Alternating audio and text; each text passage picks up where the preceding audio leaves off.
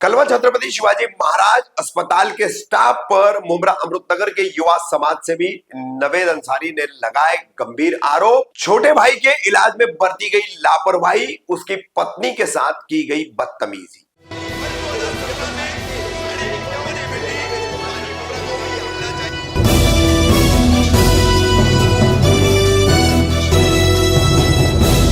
रफीक कामदार हिंदुस्तानी reporter में आपका स्वागत है। मुमरा अमृतनगर के शादी महल गली परिसर के युवा समाज सेवी नवेद अंसारी उर्फ मलिक नाम से ज्यादा जाने जाते हैं। इनके साथ इनके परिवार के कुछ सदस्यों के साथ कलवा स्थित ठाणे मनपा के छत्रपति शिवाजी महाराज अस्पताल में बेहद एक कटु अनुभव आया है, कड़वा अनुभव। और इस अनुभव को उन्होंने साझा किया है हमारे साथ में। 3 फरवरी की रात को उनके फूफीजाद भाई को, उनकी बुआ के लड़के को एडमिट किया गया था हाई बीपी की शिकायत के चलते। तो वहां पर उनकी जो छोटी भाभी है, जिन्हें वो बहू कह रहे हैं, तो उनके साथ में बदतमीजी भी की गई है। कैसा ये पूरा मामला था, इस पर क्या जानकारी दी है उनकी छोटी भाभी यानी बहू ने और फिर खुद मलिक उर्फ नवेद अंसारी ने। फिलहाल उनके भाई को उन्होंने कौसा के प्राइम अस्पताल में भर्ती कराया है, जहां उनके भाई की हालत अभी बेहतर है।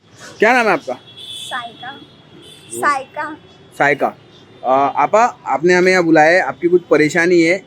कलवा के छत्रपति हॉस्पिटल में आपके हस्बैंड के साथ कुछ लापरवाही की गई। तो ये कब हुआ है और क्या हुआ था, क्या पूरा मामला है ये? 4 दिन पहले का है।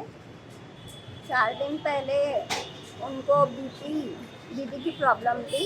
हाँ, ब्लड प्रेशर की। हाँ, ब्लड प्रेशर हाई हुआ था। इसकी वजह से इधर 2-3 हॉस्पिटल में गए थे, फिर कलवा में लेके गए और वहाँ एडमिट किए। नीचे तो इमरजेंसी में लेके गए, वो पट्टी अच्छे से बांधी। जब ऊपर लेके गए, कब लेके गए थे? परसों रात में। हाँ, परसों के दिन ले गए थे। परसों रात में। आज 5 तारीख मतलब 3 तारीख को लेके गए थे। हाँ। फिर क्या हुआ?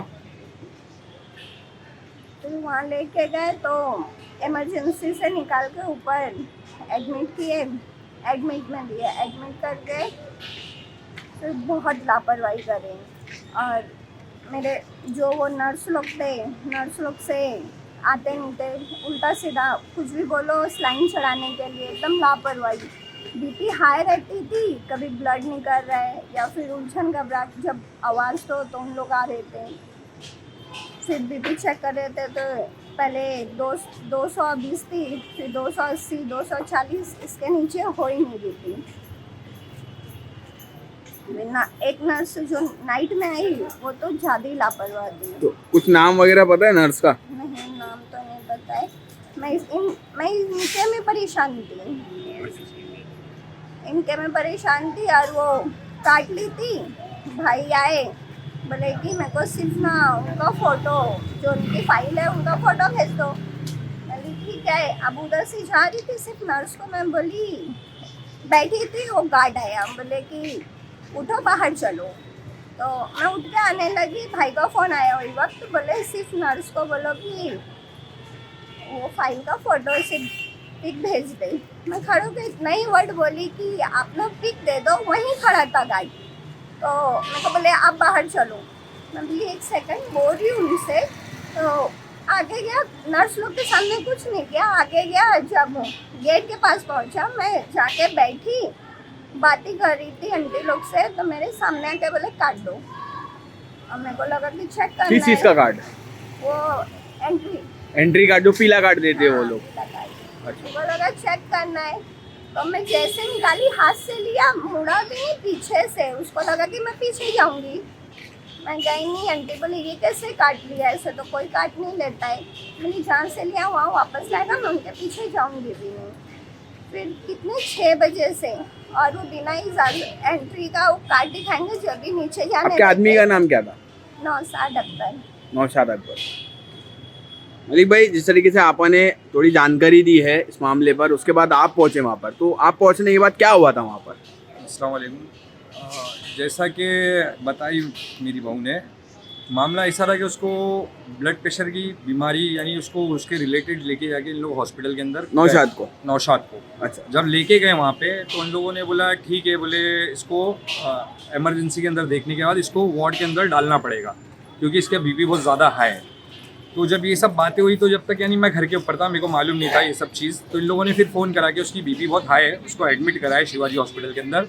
तो मैंने भी मेरे सोर्सेज वगैरह है, जो दोस्त यार हैं उनकी जो पहचान है वहाँ पे, तो मैंने उनसे कांटेक्ट किया।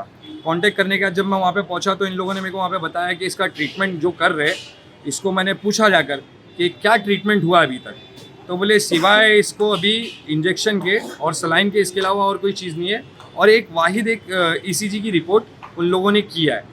अब जब मैं जाकर वो देखता हूँ तो मैंने रिपोर्ट का तलब किया, जब नर्स को और जो जूनियर डॉक्टर थी उनको पूछा मैंने कि इसका ट्रीटमेंट वे क्या है, क्या आप किस हिसाब से इसका ट्रीटमेंट कर रहे हो, क्या है क्या नहीं है। मैंने डॉक्टर आरती CMO जो है उनसे मेरे सोर्सेज के थ्रू बात किया था, तो उन्होंने बोला कि आज मैं छुट्टी के ऊपर हूँ। तो डॉक्टर मलगांवकर सर है वहाँ पे, और ऑलरेडी मलगांवकर सर मेरे सामने राउंड के ऊपर आए, तो उन्होंने राउंड के ऊपर मारा और जैसा उनका वार्ड का सिस्टम है, वार्ड के सिस्टम में घूमकर उन्होंने अपनी बात किया और बात करके उसके बाद निकल गए।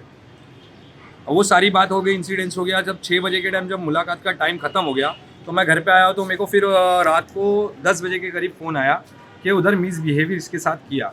मतलब 3 तारीख की रात में? 3 तारीख की रात को नहीं, 4 तारीख। 4 तारीख को, दूसरे दिन? अच्छा। जब 4 तारीख की रात को जब इसने जब फ़ोन करके बताया कि ये सब बातें मेरी फुप्पी से बात हुई, तो फुप्पी ने बोला भैया बोले उसके साथ मिसबिहेव किया, और वो नर्स जो है उसकी मानसिकता क्या थी मुझे समझ में नहीं आया उसकी मानसिकता, क्योंकि उसकी बात करने का तरीका, वो जो वे ऑफ टॉक था वो बराबर नहीं था। तो जब मैंने इससे पूछा तो था क्या नर्स वर्स का नाम देके थे आपने? मैंने पूछा था तो उन लोगों ने डिनाई कर दिया नाम बताने से। तो मैंने उनको बोला कि बोला ठीक है आप क्या है, क्या फोटो वीडियो नहीं है, क्योंकि ऑलरेडी वहाँ पे उन लोगों का ऐसा है कि 353 के तहत जो एक गवर्नमेंट आदमी के ऊपर बात करने के ऊपर उन लोगों का वो डराने का जो तरीका है, वो तरीके के ऊपर उन लोग उतारू था। उनका रिसीवर के ऊपर हाथ ऑलरेडी था कि अगर मैं उनसे ज़रा सी आवाज़ ऊँची करूँ तो ये रिसीवर फ़ोन उठावे और अपने गार्ड्स को बुलाकर मेरे को धक्का देकर बाहर निकाले।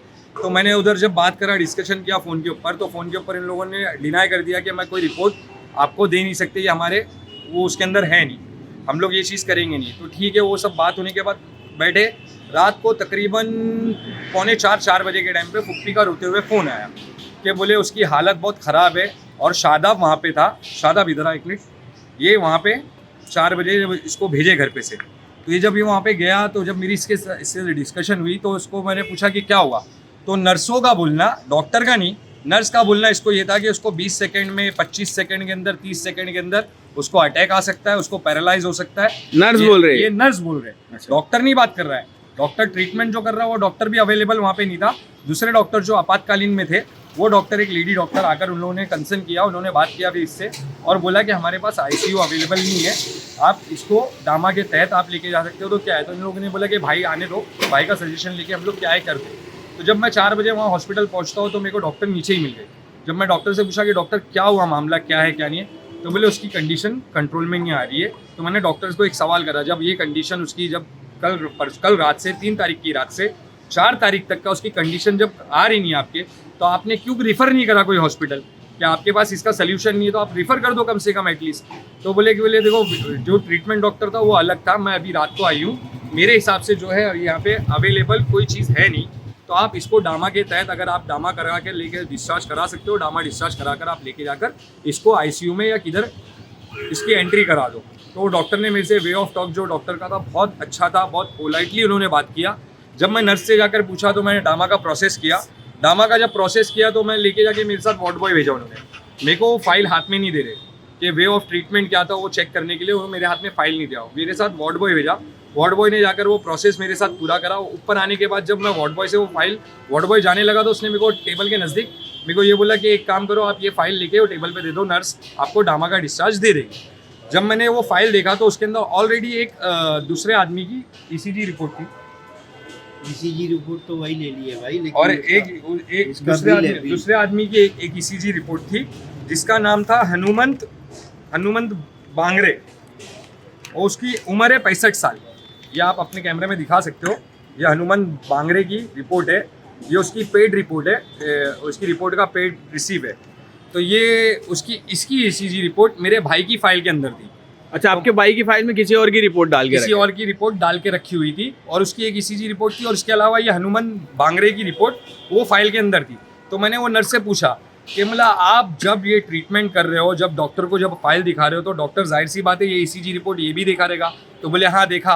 तो मतलब जब वो 65 साल का आदमी और 33 साल के आदमी में डिफरेंस नहीं है, उसकी हार्ट बीट में डिफरेंस नहीं रहेगा, उसके बीपी में डिफरेंस नहीं रहेगा, तो आप ट्रीटमेंट, वे ऑफ ट्रीटमेंट आपका क्या है और आप डॉक्टर को क्या प्रोड्यूस कर रहे हो उसके सामने कि क्या हो रहा है क्या नहीं हो रहा है। तो उनका बोलना ये था कि बोले हम लोग इधर भी जब भी इंचार्ज नहीं थे, जब भी दूसरी नर्स इंचार्ज थी, तो बोला जब ये वे ऑफ टॉक आपका भी मेरे साथ अच्छा पोलाइटली है, क्यों, इस वजह से कि मेरे सोर्सेज वगैरह है या मेरी पहचान है। मैंने उनको बोला था कि मैं एमएलए को यहाँ पे इन्वॉल्व करा दूंगा और मैं मेरे मुमरा के रहवासी हूँ और मेरे यहाँ पे एक बहुत मोहतबर आदमी है जो एक न्यूज़ चैनल चला रहे हैं जो ऑलरेडी है। हिंदुस्तानी रिपोर्टर का जब मैंने नाम लिया तो उनकी सीटी बीटी गुल हो गई कि हिंदुस्तानी रिपोर्टर आएगा, हिंदुस्तानी रिपोर्टर को मैं लाकर आपकी शिकायतें करूंगा कि आप नर्सेज यहाँ पे मिसबिहेव कर रहे हो और ट्रीटमेंट, वे ऑफ ट्रीटमेंट आप बराबर डॉक्टर को दिखा रहे नहीं और ये सब कर रहे हो। तो उन लोग डर गए। तो मैंने बोला मैं आपको कल बताऊंगा, जब मैं हिंदुस्तानी रिपोर्टर से मिलूंगा, मैं रफ़ीक कामदार साहब सर से मिलूंगा और मैं उनको सारी चीज़ें बताऊंगा। उनको बताने के बाद मैं आप लोगों की शिकायत करूंगा। तो उन लोग डर गए। उन लोग मेरे को वो जो ईसीजी रिपोर्ट थी उन लोगों ने छीन के अपने ड्रॉ में डाल लिया, लेकिन इत्तफाकन उन लोग पढ़े लिखे नहीं, मेरे ख्याल से उन लोग को इंग्लिश नहीं आती है। इस वजह से जो ये पावती है मेरे हाथ में आ गई। तो ये पावती के सोर्स के इसको ऊपर शिकायत को लेके वहाँ के डीन के ऑफिसर से या किसी कर्मचारी से आपने बात की थी? अवेलेबल नहीं था और कर्मचारी जो डॉक्टर थी, डॉक्टर से मैंने बात किया तो डॉक्टर ने बोला आपको जो करना है आप करो, इनका बिहेवियर ऐसी है, ये डॉक्टर का बोलना था। अच्छा, डॉक्टर ऐसा बोल रहे हैं? ऐसा। और ward boy, even ward boy का भी बोलना ये था कि बोले मैं भी मुमरा कर गया हूँ। पहले मुमरा के अंदर आनंद कोलीवाड़ा के अंदर जो हॉस्पिटल है, राजन मैटरनिटी हॉस्पिटल, मैटरनिटी हॉस्पिटल, मैं वहाँ पे करके गया हूँ। आप ना भाई इसके ऊपर एक्शन लेना। ये ward boy, even ward boy का भी ये कहना था कि ये नर्सों का ना बहुत शिकायत है, लेकिन अभी कैसा मेरे हाथ में लाठी थी, वो बोलते हैं ना जिसके हाथ में लाठी उसकी भैंस, मेरे हाथ में लाठी थी तो मेरे से उन लोग ने पोलाइटली बात करा। जब ये लड़की अकेली नकाब के अंदर थी तो इससे आकर एक वॉचमैन जो वहाँ का गार्ड है, वो गार्ड आकर मिसबिहेव करता है, वो इसके हाथ से कार्ड लेगा। उसको किसने अथॉरिटी दिया कि वो कार्ड छीने इसके हाथ से, और कार्ड लेके जाकर इसको बोलता है कि मेरे पीछे आ। अच्छा, अभी डामा लेके आप ये मुमरा के प्राइम हॉस्पिटल में आए जी। तो अभी कैसी है कंडीशन नौशाद की? मैं जब सुबह में इसको, जब हम लोग यहाँ पे पहुँचे 4:35 हुए, तो हमारे को यहाँ पे जब अंदर मैंने एंट्री किया तो पहले मैं बिलाल हॉस्पिटल गया था, वहाँ पे सारे बेड फुल थे, बेड वगैरह फुल थे। तो रिफ़र उन्होंने किया कि आप प्राइम में लेके चले जाओ, प्राइम में खाली मिल जाएगा। जब प्राइम में लाया तो डॉक्टर खालिद ने उसको ट्रीट किया। तो डॉक्टर खालिद का ये बोलना था कि आप टेंशन मत लो, बीपी का पेशेंट है, ये हर दूसरे इंसान को बीपी का प्रॉब्लम होता है, ऐसा कोई मामला नहीं है, आप इधर रखो, मैं उसको एक गोली देता हूँ। उसको उन्होंने ट्रीट करके एक गोली दिया, सिर्फ एक टैबलेट, सिर्फ एक मामूली सी एक टैबलेट जो बीपी की है उन्होंने दिया और बोले 20 मिनट आप इसको देखो स्टेबल होता है कि नहीं, मैं उसका बीपी चेक करता हूँ। तो 170 उसका बीपी था। तो उन्होंने देखा तो वो उसको टैबलेट को असर करने में थोड़ा टाइम लगा। 20 मिनट के बाद जब उसने वापस से उसका बीपी लिया तो 170 था। तो उसने बोला एक आधा घंटा आप रुको, मैं इसकी एक ईसीजी रिपोर्ट करता हूँ। जब ईसीजी रिपोर्ट हो गई, ईसीजी रिपोर्ट के आधे घंटे के बाद मेरा भाई एकदम स्टेबल था, एकदम शांत था, मतलब एक टैबलेट में नॉर्मल हो गया, टैबलेट में नॉर्मल हो गया। और वहाँ पे उसको उसके ट्रीटमेंट में शिवाजी में हॉस्पिटल के अंदर उसको 12 से 13 इंजेक्ट उसको हाथ में किया गया, उसको 3 से 4 स्लाइन चढ़ाई गई। उसके बाद भी उसका बीपी कंट्रोल नहीं हो रहा था। आईवी वगैरह सब चढ़ाने का सब कुछ भी नहीं हुआ, कराने के बाद भी कुछ भी नहीं हुआ। उसको बीपी उसका 240 था, 280 हो गया था, फिर 240 हुआ और 240 से 200, उसके नीचे उसका बीपी आ रहा ही नहीं था वहाँ पे। तो उन लोग का वे ऑफ ट्रीटमेंट क्या था वो समझ में नहीं आ रहा है। अगर आदमी पढ़ा लिखा है तो आप उससे सीधे बात करोगे, अगर उसके पास सोर्सेज फोर्सेज है तो आप उससे सीधे बात करोगे।